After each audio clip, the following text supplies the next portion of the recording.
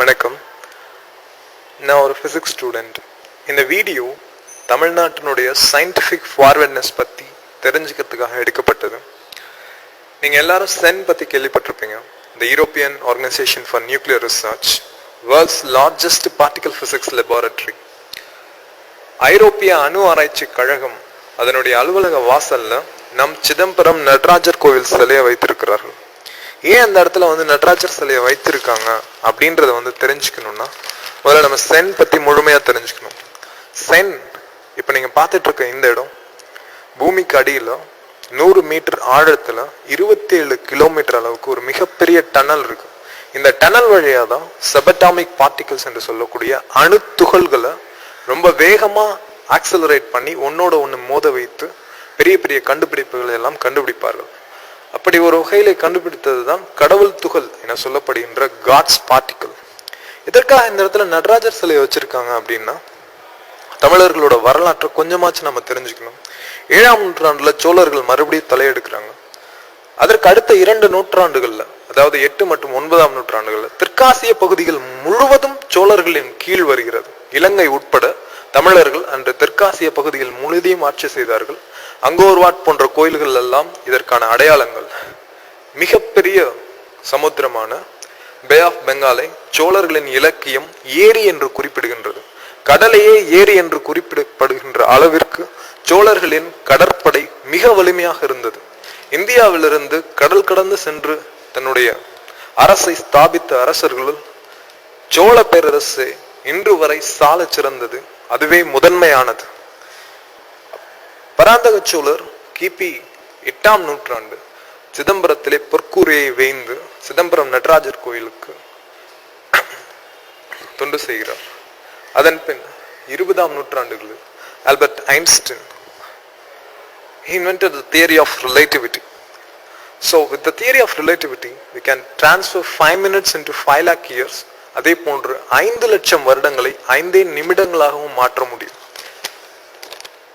இந்த மாதிரியான கான்செப்ட்ஸ் எந்த அளவுல சிதம்பரம் நடராஜர் சிலையில ஒத்து போகுதுன்னா, அந்த சிலையின் வடிவங்கள்ல, அதோட வளைவுகள்ல நேரத்தை எப்படி வளைத்தால், நேரங்களை வளைத்தால் பிரபஞ்சங்களை வளைக்க முடியும். 5 லட்சம். Till date, one of the most successful invention in experimental physics is Raman effect. Sir C V Raman India சுதந்திரம் அடைவதற்கு முன்பாகவே நோபல் பரிசு பெற்றவர். இந்தியா அடிமை தலைகளில் பூண்டிருந்த காலத்திலேயே Sir C V Raman Nobel பரிசினை பெற்றார். நோபல் பரிசு பெற்ற முதல் இந்தியரும் ராமன் தான். அதன் பின் சுப்பிரமணியம் சந்திரசேகர், அவர் குவாண்டம் பிசிக்ஸ்ல இன்னைக்கு வரைக்கும் மிகப்பெரிய மைல்ஸ்டோன் என்று சொல்லப்படுகின்ற சந்திரசேகர் லிமிட், அதற்காக நோபல் பரிசு பெற்றவர். இந்த இருவருமே தமிழர்கள். அதாவது தமிழர்கள் தான் இதுவரை இந்தியாவில் பெற்ற 2 நோபல் பரிசு, அதாவது விஞ்ஞான ரீதியாக 2 நோபல் பரிசு பெற்ற இந்தியர்கள் தமிழர்களே. அதற்காக மற்றவர்கள் திறமையற்றவர்கள் என்று அல்ல. தமிழர்களின் கலாச்சாரத்திலும் தமிழர்களின் கலைகளிலும் அறிவியல் ஒன்றோடு ஒன்றாக பிணைந்திருப்பதின் அடையாளம் தான் இது. ஒரு நாடு அடிமை நாடாக இருக்கும் பொழுதே அதிலிருந்து ஒருவர் நோபல் பரிசு என்று சொல்லப்படுகின்ற மிகப்பெரிய பரிசினை பெறுகின்றார். மிகப்பெரிய கண்டுபிடிப்புகளை பெரிய பெரிய கூடாரங்கள், பெரிய பெரிய விஞ்ஞான கூடாரங்கள் வைத்து, பெரிய பெரிய யந்திரங்களை வைத்து கண்டுபிடிக்க வேண்டியவைகளை எப்படி ஒரு அடிமை நாடுகளிலே எந்த ஒரு வசதியும் இல்லாமல் கண்டுபிடிக்கிறார்கள் என்று ஆங்கிலேயர்கள் வியக்க, உலகமே வியக்க, தமிழரின் கலாச்சாரம் அன்றிலிருந்து இன்று வரை அறியப்படுகின்றது. அதில் ஒன்றுதான் நம் சிதம்பரம் நடராஜர் சிலை சென் வாசலிலே இருப்பதும். ஆனால் 1950களுக்கு பிறகு இந்த திராவிட கட்சிகள் ஆட்சிக்கு வந்ததினால் தமிழர்களின் கலாச்சாரமும் கலைகளும் அழிக்கப்பட்டு விட்டன. தமிழ் மொழியின் பெயரால் ஆட்சிக்கு வந்த இந்த திமுகவும் அதிமுகவும் இதர திராவிட கட்சிகளும் தமிழ் மொழியை வளர்க்கிறேன் என்ற போர்வையில் தமிழ் கலைகளையும் கலாச்சாரத்தையும் கிடப்பில் போட்டு விட்டார்கள். 1967க்கு பிறகு, அண்ணாவின் ஆட்சிக்கு பிறகு, அண்ணாவின் சகாப்தம் முடிந்த பிறகு, அந்த பெரும் இழப்பிற்கு பிறகு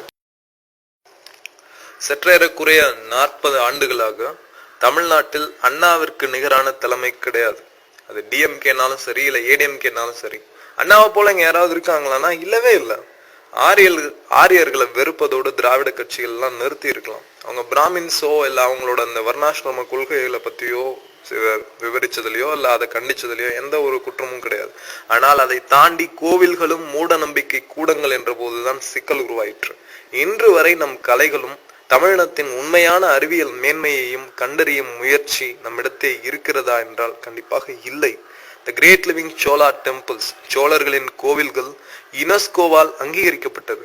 அமெரிக்கன் ஸ்காலர்ஸும் யூரோப்பியன் ஸ்காலர்ஸும் தினமும் இங்க வந்துட்டு அந்த கோவில்களை சுத்தி அலைறானுங்க. இங்க வந்து பரதநாட்டியத்தையும் தமிழ் சங்கீதத்தையும் கத்துக்கிட்டு அங்க போய் அதை கத்துக் கொடுக்குறாங்க. ஆனா நம் பள்ளிக்கூடங்கள்ல நாம் பரதநாட்டியத்தோ இல்ல தமிழ் சங்கீதத்தையோ இல்ல கலரையோ இல்ல மற்ற தமிழ் கலைகளையோ ஒரு பாடப்பிரிவாக சேர்த்திருக்கோம்னா கண்டிப்பா இல்ல. உலகமே பார்த்து வேர்க்கிற யோக கலாச்சாரம் கூட நம்மளுதுதான், நம்ம முன்னோர்களால உருவாக்கப்பட்டது. இன்னைக்கு அதை பத்தி பல்லாயிரக்கணக்கான கோடி ரூபாயில யூஎஸ்ல யூரோப்ல ரிசர்ச் எல்லாம் போயிட்டு இருக்கு. ஆனா யோகாவை பத்தி ஒரு பாடத்திட்டம் கூட இங்க இல்ல. இங்க 10th ஸ்டூடெண்டோ இல்ல 12th ஸ்டூடெண்டோ யோகாவை பத்தி ஏதாவது ஸ்பெசிபிக்கா எழுதுறாங்கன்னா கண்டிப்பா இல்ல. சேன்ல நாசால அட்லாஸ்ல எல்லாம் தேடி அலைகிற சயின்டிபிக் இன்வென்ஷன்ஸ் சர்வசாதாரணமா நம்ம கலாச்சாரத்திலேயே கொட்டி கிடக்கு. ஆனா நம்ம அதையெல்லாம் விட்டுட்டு இன்னைக்கு சாஃப்ட்வேர் விற்கிறதுக்கும் சோப்பு விற்கிறதுக்கும் மாத்தி அலைஞ்சிட்டு இருக்கோம். தமிழ்நாட்டுல இருந்துதான் sir C V Raman, Subramaniam Chandrasekhar இவங்கெல்லாம் வந்து நோபல் பிரைஸ் வாங்கினாங்க. ஆனா இன்னைக்கு பேசிக் சயின்சஸ் தமிழ்நாட்டுல எப்படி இருக்கான்னா அதே பெரிய கேள்விக்குறி. எல்லாரும் இன்ஜினியரிங் போயிட்டு இந்த பாட்னி, சுவாலஜி, கெமிஸ்ட்ரி, பிசிக்ஸ் இந்த மாதிரி பேசிக் சயின்சஸ் சப்ஜெக்ட்லாம் அழிஞ்சுக்கிட்டே வருது. நம்மளோட பெர்சன்டேஜ் சென்ட்ரல் யூனிவர்சிட்டிஸ்களோட தமிழ் ஸ்டூடெண்ட்ஸ் அதிகமா பார்க்க முடியறதில்ல. இந்த கோர்ஸ்ல எல்லாம் ISROல நம்மளோட பெர்சன்டேஜ் ரொம்ப குறைஞ்சு போச்சு. கவர்மெண்ட் நினைச்சா இங்க இருக்க கவர்மெண்ட் நினைச்சா எதையுமே மாத்தலாம். அரசியல்வாதிகள்கிட்ட தான் கவர்மெண்ட் இருக்கு. IAS ஆபீசர்கிட்டயோ இல்ல வந்து அதிகாரிகள்கிட்டயோ கவர்மெண்ட் கிடையாது. அரசியல்வாதிகள் தான் இன்னைக்கு வரைக்கும் அரசாங்கத்தை கையில வச்சிருக்காங்க. ஆனா இங்க இருக்க அரசியல்வாதிகளுக்கு தெரிஞ்சது ரெண்டு அரசியல் தான். ஒன்னு தமிழ் மொழி அரசியல், இன்னொன்னு வந்து ஜாதி அரசியல். இந்த லாங்குவேஜ் பாலிடிக்ஸையும் காஸ்ட் பாலிடிக்ஸையும் எடுத்துட்டா இவங்களுக்கு வேற பாலிடிக்ஸே பேச தெரியாது.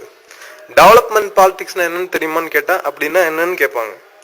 தமிழா விழித்துக்கொள், அரசியல் மேலாண்மையிலும் அறிவியல் மேன்மையிலும் உலகில் ஈடு இணை இல்லாதது தமிழினம். இனி அஞ்சி ஒதுங்கி விடாதீர்கள். நம் ஊரை காக்க முயற்சி செய்ய வேண்டிய தருணம் இது. நம் கலைகளும் கலாச்சாரத்திலும் இடையே புதைந்திருக்கும் பெரும் செல்வத்தை கண்டறிய வேண்டும். நம் மேன்மை அதில் தான் அடங்கி இருக்கிறது.